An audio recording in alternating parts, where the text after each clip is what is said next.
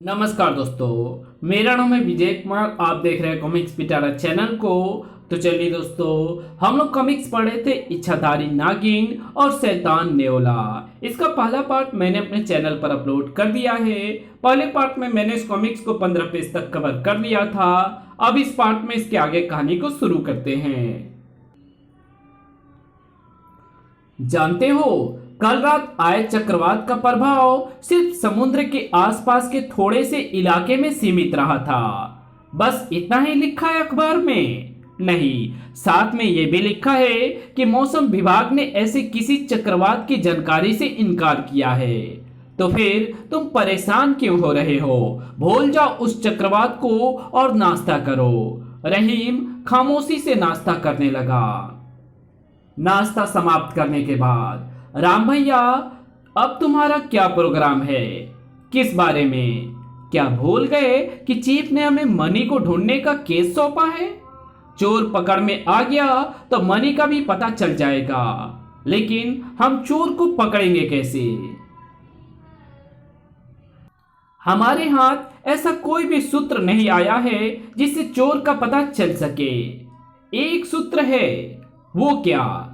जरा सोचो, अगर खान अंकल को चोर की तलाशी में मनी नहीं मिली थी तो फिर मनी कहाँ गई होगी? कहीं जंगल में गिर गई होगी, या फिर... कहते कहते रहीम के मस्तिष्क में धमाका सा हुआ। दूसरे पल वो तपाक से बोला, या फिर चोर ने वो मनी जंगल में ही कहीं छुपा दी होगी। करेक्ट। अब अगर हमारा विचार सही है तो निश्चित रूप से वो चोर जंगल में मनी लेने जरूर जाएगा, तब हम उसे पकड़ सकते हैं। लेकिन राम भैया, जंगल का इलाका काफी बड़ा है, पता नहीं उसने वो मनी कहाँ छुपाई होगी। हम पूरे इलाके की निगरानी तो कर नहीं सकते, और अगर पुलिस की मदद लेते हैं तो चोर सतर्क हो जाएगा। फिर हो सकता है वो मनी लेने ही ना आए। लेकिन हमें पुलिस की मदद लेने की जरूरत ही क्या है? हमें सिर्फ उस स्थान एवं आसपास के इलाके पर नजर रखनी होगी जहां वो चोर पकड़ा गया था। उसने मनी जरूर वहीं आसपास ही छुपाई होगी। ओह, मेरे ख्याल से हमें सांस ढले ही वहां जाना चाहिए, क्योंकि चोर शायद दिन में वहां आने का खतरा मोल नहीं लेगा। तुम्हारा ख्याल सही है, हम रात को ही वहां जाएंगे।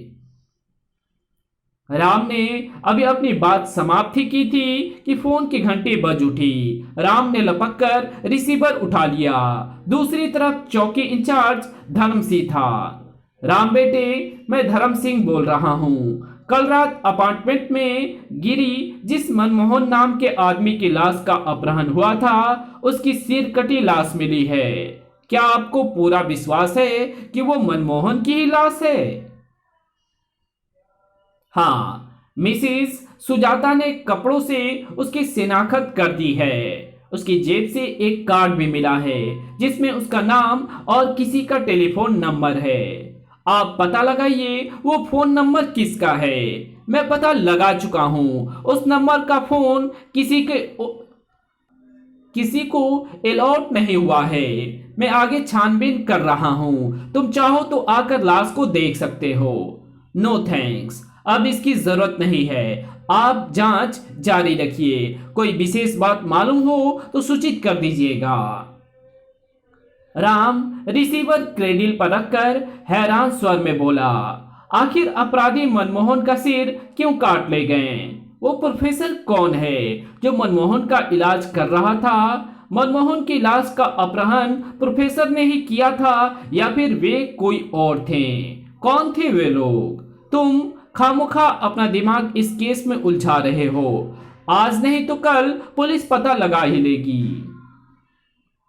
मुझे तो ऐसा लगता है रहीम कि रात घटी समस्त घटनाओं का एक दूसरे से गहरा संबंध है।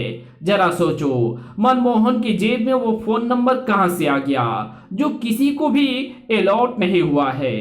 तुम बैठकर सोचो, मैं चला सोने। कल रात जाग कर गुजारती और आज रात भी जागना है क्या? इतना कर रहीम वहां से चल दिया। अतः राम ने भी सिर झटक कर अपनी सोचों को दिमाग से धकेल दिया और मुस्कुराता हुआ रहीम के पीछे चल दिया। उधर डॉक्टर और घाट के बेचैनी से प्रोफेसर कामत के ऑपरेशन रूम से बाहर आने की प्रतीक्षा कर रहे थे। अचानक कुछ याद आते ही घाट के बोला, ये सकाल कहाँ चला गया? हम उसे यहाँ छोड़ गए थे, लेकिन लौटने के बाद वो हमें यहाँ नहीं मिला। कहीं गया होगा, खुद आ जाएगा। वो जानता है बलदेव के होश में आते ही हमारी किस्मत बदल जाएगी। परंतु उसे इस तरह बिना कुछ बताए नहीं जाना चाहिए था। हो सकता है वो प्रोफेसर को बताकर गया हो। अब प्रोफेसर बाहर निकले तो कुछ पता चले। अभी डॉक्टर ने अपनी बात खत्म ही की थी कि तभी फर्श से उभरने वाली आहट सुन दोनों चौंक उठे। ठक ठक। ओह, ये आवाज कैसी है?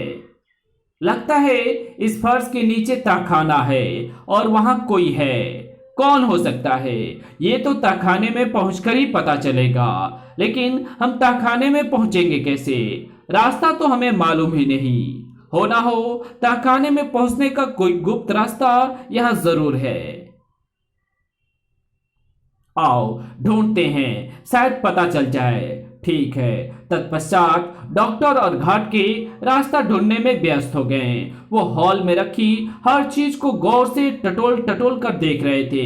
अचानक घाटके की नजर एक कोने में रखी मूर्ति पर टिक गई। उसने निकट पहुंच मूर्ति को हिलाने की कोशिश की तो वो एक और घूम गई। मूर्ति के घूमते ही सामने की दीवार में एक रास्ता बन गया। वे दोनों तुरंत उस रास्ते से अंदर दाखिल हो तेजी से सीढ़ियां उतरने लगे। जैसे ही वे नीचे पहुंचे दोनों चौंक उठे। उनके सामने सकाल खड़ा था।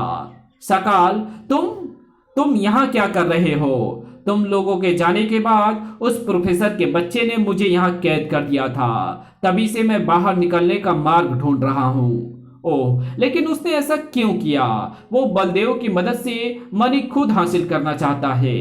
इसका मतलब है कि वो जान चुका है कि हम बलदेव को क्यों बचाना चाहते हैं। हाँ। तब घाट के बेचैन स्वर में बोला, हमें फौरन प्रोफेसर की खबर लेनी चाहिए। हाँ चलो। दूसरे पल तीनों तेजी से सीढ़ियां चढ़ने लगे। जल्दी वे ऑपरेशन रूम का दरवाजा पीट रहे थे। जब दरवाजा नहीं खुला तो वे दरवाजा तोड़कर अंदर दाखिल हो गए, लेकिन प्रोफेसर को वहां ना पा तीनों चौंक उठे। ओह, लगता है खतरे का एहसास होते ही प्रोफेसर फरार हो गया है, लेकिन बलदेव को यहीं छोड़ गया है। इतना कह डॉक्टर बलदेव के निकट पहुंचा और उसका मुआयना करने के बाद बोला, बलदेव का ऑपरेशन हो चुका है, ये जिंदा है। हमें इसके होश में आने की प्रतीक्षा करनी चाहिए। ओह, ये तो बहुत अच्छा हुआ। अब हमें प्रोफेसर की कोई जरूरत नहीं है, लेकिन उसका जिंदा रहना हमारे लिए खतरे से खाली नहीं है। तुम लोग यहीं ठहरो, मैं उसे ठिकाने लगाकर आता हूं। लेकिन तुम उसे कहां ढूंढोगे? वहां वो जहां भी होगा मैं उसे ढूंढ लूंगा। इतना कर सकाल तेजी से बाहर निकल गया। उधर प्रोफेसर कामत के निवास से बाहर आते ही इच्छाधारी विषकन्या सकाल का रूप त्याग अपने असली रूप में आ गई। नेवला जहां भी होगा वो मनी को हासिल करने की कोशिश जरूर करेगा। मुझे तुरंत मनी के पास पहुंचना चाहिए। दूसरे पल विषकन्या नागिन का रूप धारण कर तेजी से अपना रास्ता तय करने लगी। इधर रात होते ही राम रहीम पूरी तैयारी के साथ जंगल में पहुंच गए थे। जंगल में पहुंचने से पहले वे इस बात की जानकारी हासिल कर चुके थे कि चोर को कहां पकड़ा गया था। रहीम, यही वो जगह है। तत्पश्चात उन्होंने अपनी अपनी पोजीशन ले ली और पहरा देने लगे। जब रात के 2 बज गए और कोई नहीं आया तो रहीम का धैर्य टूट गया। वो राम के करीब पहुंचकर बोला, हम बेकार समय बर्बाद कर रहे हैं। हमारा अनुमान गलत भी तो हो सकता है। इतनी जल्दी हिम्मत हार बैठे? ये क्यों नहीं सोचते ये चोर अत्यधिक चालाक है। वो जानबूझकर समय गुजार रहा है। रात के किसी समय भी वो यहाँ आ सकता है। तो क्या जब तक वो नहीं आएगा हम इसी तरह? राम का इशारा समझते ही रहीम फौरन खामोश हो गया। राम हौले से उसके कान में फुसफुसाया, सुनो, ध्यान से सुनो, मुझे कदमों की आहट साफ सुनाई दे रही है। तब आहट और स्पष्ट हो गई। चर मुझे भी सुनाई दे रही है, कोई इसी तरफ आ रहा है। सावधान, जब तक मैं ना कहूं कोई हरकत मत करना। थोड़ी देर बाद उन्हें अंधकार में एक परछाई अपनी ओर आती नजर आने लगी। अचानक चंद्रमा का प्रकाश आगंतुक के चेहरे पर पड़ा। आगंतुक का चेहरा नजर आते ही राम रहीम बुरी तरह चौंक उठे। राम बरबसी बुदबुदा उठा। अरे, ये तो प्रोफेसर कामत हैं, प्रसिद्ध वैज्ञानिक। हाँ, पर वो इस समय यहाँ क्या कर रहा है? चुपचाप देखते रहो, उसे हमारी उपस्थिति की भनक नहीं मिलनी चाहिए। ठीक है। और फिर दोनों सांस रोककर खड़े हो गए। प्रोफेसर कामत उसी पेड़ के निकट आकर रुक गया, जेब से कागज निकालकर अंधेरे में ही देखने लगा और फिर हौले से बुदबुदाया, यही खो है, मेरा काम बन गया। पूरी तरह आश्वस्त हो प्रोफेसर कामत ने खो में हाथ डाल दिया, लेकिन खो में हाथ डालते ही प्रोफेसर चीखता हुआ उछलकर दूर जा गिरा। तभी पेड़ की खो से एक नागिन फुफकारती हुई प्रकट हुई। नागिन को देख प्रोफेसर गुर्राया। ओह, तुम? हाँ नेवला, मैं। मुझे मालूम था कि मणि को ढूंढता हुआ तू यहां जरूर आएगा। अगर पृथ्वी पर पहुंचकर मैं देवता की आंख को खो ना देता तो तुम तो क्या, तुम्हारे फरिश्ते भी मुझे नहीं ढूंढ पाते। ये तेरी भूल है नेवला, देवता की आंख चुराकर तूने स्वयं अपनी मौत को दावत दे दी थी। याद रख, जो भी नापाक इरादे से देवता की आंख को छूता है, देवता उसे कभी माफ नहीं करते, वो बेमौत मरता है। तेरी भी मृत्यु निश्चित है। फिलहाल तो तू अपनी फिक्र कर नागिन, नेवला तेरी बोटी बोटी चबा जाएगा। तभी नागिन ने हवा में छलांग लगाई और प्रोफेसर को लिए हुए जमीन पर जा गिरी। इससे पहले कि प्रोफेसर संभलता, नागिन ने नेवला के जिस्म को अपने गिरफ्त में ले लिया। अब मैं तुमसे अपने देवता के अपमान का इतना भयंकर इंतकाम लूंगी कि तेरी आत्मा थर्रा उठेगी। लेकिन इससे पहले कि नागिन अपना सारा जहर प्रोफेसर के शरीर में उतार देती, प्रोफेसर का मुंह खुला और नेवला बाहर आ गया। अगले पल नेवला ने नागिन पर आक्रमण कर दिया। दोनों में भीषण युद्ध आरंभ हो गया। अचानक नागिन की गर्दन नेवले के जबड़े में आ गई और वो बेबस हो गई। तत्पश्चात नेवला अपने नुकीली दांतों से नागिन को बुरी तरह जख्मी करता चला गया। नागिन लहूलुहान हो वहीं गिर पड़ी। नागिन को मिट जान नेवला वापस प्रोफेसर के शरीर में समा गया। नेवले के शरीर में समाते ही प्रोफेसर कामत उठ खड़ा हुआ। वह आगे बढ़ा और खोज से मणि निकालकर जिधर से आया था उधर ही चल दिया। प्रोफेसर को जाते देख राम रहीम सोते से जागे, लेकिन वे अभी प्रोफेसर की तरफ लपके ही थे कि नागिन की करहाती हुई आवाज उनके कानों में सुनाई दी। ठहरो बच्चों। ओह! राम रहीम ठिठक कर पलटे तो उनकी आंखें आश्चर्य से फैलती चली गई। नागिन के स्थान पर एक युवती पड़ी थी। वे दौड़कर उसके निकट पहुंच गए। आप, ये सब क्या चमत्कार है? मैं बताती हूँ। तब बिस्कन्या ने अपने और नेवले के बारे में राम रहीम को सब कुछ बता दिया। सब कुछ जानने के बाद राम ठगे से स्वर में बोला, तो क्या हवालात में हमने जिस सांप को देखा था वो तुम ही थी? हाँ, मैं ही इंस्पेक्टर खान को बेहोश कर नागिन का रूप धारण कर वहां से निकल गई थी। बिस्कन्या की बात सुन रहीम राहत की सांस छोड़ता हुआ बोला, अब समझ में आया उस रात चक्रवात का प्रभाव सी बीच तक ही सीमित क्यों रहा था। तभी बिस्कन्या बोली, मेरी मदद करो बच्चों, देवता की आंख का वापस पहुंचाना बहुत जरूरी है, वरना अनर्थ हो जाएगा। पृथ्वीवासी कभी भी सुखी नहीं रह पाएंगे। हम वचन देते हैं दीदी, हम दुष्ट नेवले को मारकर देवता की आंख आपके पास जरूर पहुंचा देंगे। अब हम जान चुके हैं कि दुष्ट नेवला प्रोफेसर कामत के शरीर में छुपकर बैठा हुआ है, किंतु नेवले को मारना आसान नहीं है बच्चों। इतना कह बिस्कन्या अपनी अंगूठी से नग निकालकर राम के हाथ में थमाती हुई बोली, नेवले की मौत इस नख के द्वारा ही संभव है।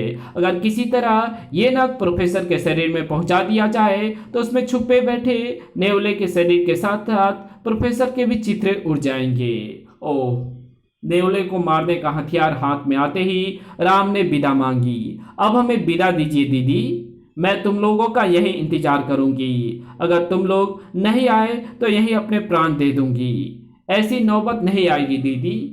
तत्पश्चात राम रहीम विष कन्या को जल्द लौटने का विश्वास दिलाकर वहां से चल पड़े। उधर बलदेव के होश में आते ही उससे डॉक्टर और घाट के मनी का पता पूछने लगे, लेकिन बलदेव बताने को तैयार नहीं हुआ। उसकी इस हरकत पर उनके माथे ठनक गए। डॉक्टर उस पर रिवॉल्वर तानता हुआ गुर्राया। लगता है तू अकेला ही मनी हजम कर जाना चाहता है। मैं आखिरी बार कहता हूँ, बता दे मनी कहाँ है। बता दे बलदेव, हमने तुझे बचाने के लिए क्या क्या नहीं किया। तू है कि गद्दारी पर उतर आया है।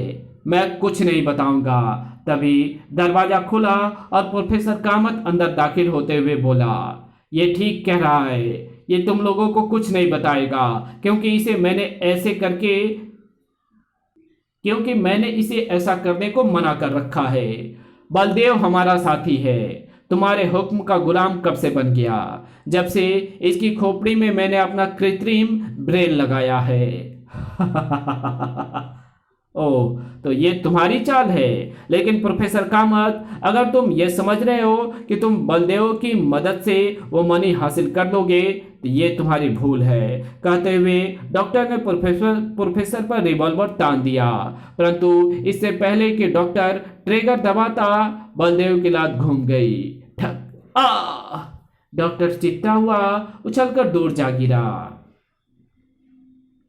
फिर इससे पहले कि घाट की स्थिति को समझ पाता, बलदेव ने बिजली की फुर्ती से उसकी गर्दन अपनी बाह में कस ली। घाट के चीख उठा, बलदेव ये क्या कर रहे हो? हम तुम्हारे साथी हैं। बलदेव अब मेरा यानी नेवले उर्फ प्रोफेसर उर्फ मिस्टर मोंगसू का गुलाम है। प्रोफेसर की बात सुन घाट के और डॉक्टर के चेहरे पर गहरा आश्चर्य लहरा उठा। ठीक तभी बलदेव ने अपनी बाह को झटका दिया। घाट के गले की हड्डी टूट गई और वो आश्चर्य के भाव अपने चेहरे पर समेटे परलोक सिद्धार्थ गया। घाटके का हश्र देख डॉक्टर पागल हो उठा। क्रोध और आवेश में उसने अपने रिवॉल्वर की 6 की 6 गोलियां बलदेव के भेजे में उतार दी। बलदेव वहीं ढेर हो गया। तब डॉक्टर प्रोफेसर को रिवॉल्वर के निशाने पर लेता हुआ घुर्राया। तेरा गुलाम तो गया प्रोफेसर, अब तुझे कौन बचाएगा? तुम भूल रहे हो डॉक्टर, तुम्हारा रिवॉल्वर खाली हो चुका है। सच्चाई का आभास होते ही डॉक्टर बौखला उठा। वो रिवॉल्वर फेंक प्रोफेसर की तरफ लपका, किंतु तभी प्रोफेसर की दाहिनी जेब ने शोला उगला और डॉक्टर की पेशानी पर सुर्ख निशान उभर आया। धाएं! डॉक्टर वहीं ढेर हो गया। अपने दुश्मनों का सफाया हुआ देख प्रोफेसर खुशी से झूमते हुए बुदबुदा उठा। अब मेरा भेद जानने वालों में से कोई भी जिंदा नहीं है। मनी मेरे पास है। अब मैं अपनी शक्ति का पूर्ण विस्तार करूंगा और एक दिन पूरा ब्रह्मांड मेरी मुट्ठी में होगा। तभी राम मुस्कुराते हुए प्रोफेसर के सामने प्रकट होकर बोला, इतना मत हंसो मूर्ख, तुम्हारा अंतिम समय आ गया है। कौन हो तुम? अपनी मौत को नहीं पहचाना? नेवले उर्फ मिस्टर मोंगसू उर्फ प्रोफेसर कामत। मैं तुम लोगों की सारी बातें सुन चुका हूं। ओह, तो तुम मेरी असलियत जान चुके हो? फिर तो तुम्हारी मौत भी निश्चित है। कहने के साथ ही प्रोफेसर ने राम पर रिवॉल्वर तान दिया। तुम मेरा कुछ नहीं बिगाड़ सकते प्रोफेसर। कहने के साथ ही राम नागिन द्वारा दिया गया नग प्रोफेसर को दिखाते हुए बोला, तुम इस मायावी पत्थर के चमत्कार से परिचित नहीं हो। इसको निगलते ही मैं न केवल अमर हो जाऊंगा बल्कि तुम्हारी सारी शक्ति मेरे अंदर आ जाएगी। ओह! राम की बात सुन प्रोफेसर मन ही मन परेशान हो उठा। पृथ्वीवासियों का कोई भरोसा नहीं है, पर हो सकता है ये मुझे बेवकूफ बनाने की कोशिश कर रहा हो। लेकिन अगर इसकी बात सच हुई तो मेरी सारी उम्मीदों पर पानी फिर जाएगा। अतः मुझे बुद्धि से काम लेना चाहिए। अगर इसकी बात गलत हुई तो ये निहत्था लड़का मेरा क्या बिगाड़ सकता है। इस विचार के मन में दृढ़ होते ही प्रोफेसर मुस्कुरा उठा। फिर अपने मनोभाव को छिपाते हुए वो शांत स्वर में बोला, आखिर तुम चाहते क्या हो? तुम्हारी गिरफ्तारी असंभव, परंतु अगर तुम वो मायावी पत्थर मुझे दे दो तो मैं तुम्हारा देश छोड़कर कहीं दूर चला जाऊंगा। ठीक है, फिर भी एक शर्त है। वो क्या? अगर हवा महल से चोरी हुई मनी तुम मेरे हवाले कर दो तो मैं ये मायावी पत्थर तुम्हारे हवाले कर दूंगा। राम की शर्त सुन प्रोफेसर ने सोचा, एक बार वो पत्थर मेरे कब्जे में आ जाए फिर मैं इस मूर्ख लड़के से अच्छी तरह निपट लूंगा। मनी लेकर ये यहाँ से वापस नहीं जा पाएगा। दूसरे पल प्रोफेसर ने राम की शर्त मान ली। मनी के बदले मायावी पत्थर हाथ में आते ही प्रोफेसर उसे झट से निकल गया और फिर मक्कारी से हंसता हुआ भयानक स्वर में बोला, मूर्ख लड़के, ला मनी मेरे हवाले कर दे। अगर ना करूं तो फिर मरने के लिए तैयार हो जाओ। लेकिन इससे पहले कि प्रोफेसर ट्रिगर दबाता विपरीत दिशा से गोली चली और रिवॉल्वर प्रोफेसर के हाथ से छूट गया। धाए आ तभी रहीम अंदर दाखिल होते हुए कड़क कर बोला, कोई गलत हरकत मत करना प्रोफेसर, वरना इस बार गोली सीने को पार कर जाएगी। तुम्हारे रिवॉल्वर की गोली मेरा कुछ नहीं बिगाड़ सकती लड़के। लेकिन तुम उस मौत की गोली को भूल रहे हो नेवला, जो प्रोफेसर के शरीर में पहुंच चुकी है। अब तुम नागिन के इंतकाम से नहीं बच सकते। कुछ ही क्षणों में धमाका होगा और प्रोफेसर के शरीर के साथ साथ तुम्हारे भी चीथड़े उड़ जाएंगे। नहीं, तुम लोग मुझे मूर्ख नहीं बना सकते। पृथ्वीवासियों को मूर्ख समझने वाले नेवले, मूर्ख तो तुम खुद ही बन चुके हो। अब हम चलते हैं, ओके, टाटा। कहने के साथ ही राम रहीम बाहर की ओर दौड़ पड़े। प्रोफेसर बौखलाकर राम रहीम के पीछे लपका, पर अभी वो 2-3 कदम ही तय कर पाया था कि एक जोरदार धमाका हुआ और प्रोफेसर के शरीर के साथ साथ नेवले के जिस्म के टुकड़े भी हवा में बिखर गए। धड़ाम! राम रहीम नेवले का परिणाम जानने के लिए वहां रुके नहीं थे। राम ट्रांसमीटर पर चीफ मुखर्जी को प्रोफेसर कामत के निवास पर पड़ी लाशों को सूचना देने के बाद रहीम के साथ जंगल की ओर दौड़ पड़ा। बिस्कन्या उनके प्रतीक्षा कर रही थी। उन्होंने जैसे ही बिस्कन्या के हाथ में मनी थमाई वो पूर्णतः स्वस्थ हो गई। तब बिस्कन्या खुशी जाहिर करते हुए बोली, हम और हमारा लोग सदा पृथ्वीवासियों के आभारी रहेंगे। नेवले को खत्म करके देवता की आंख मुझ तक पहुंचाकर तुम लोगों ने मुझ पर बड़ा उपकार किया है। ये तो हमारा कर्तव्य था दीदी, हमने आपसे वादा किया था। तभी रहीम मायूस स्वर में बोला, लेकिन हम अपने चीफ से किया वादा पूरा नहीं कर सकेंगे। वे हमारी बातों पर हरगिज विश्वास नहीं करेंगे, मैं जानती हूं।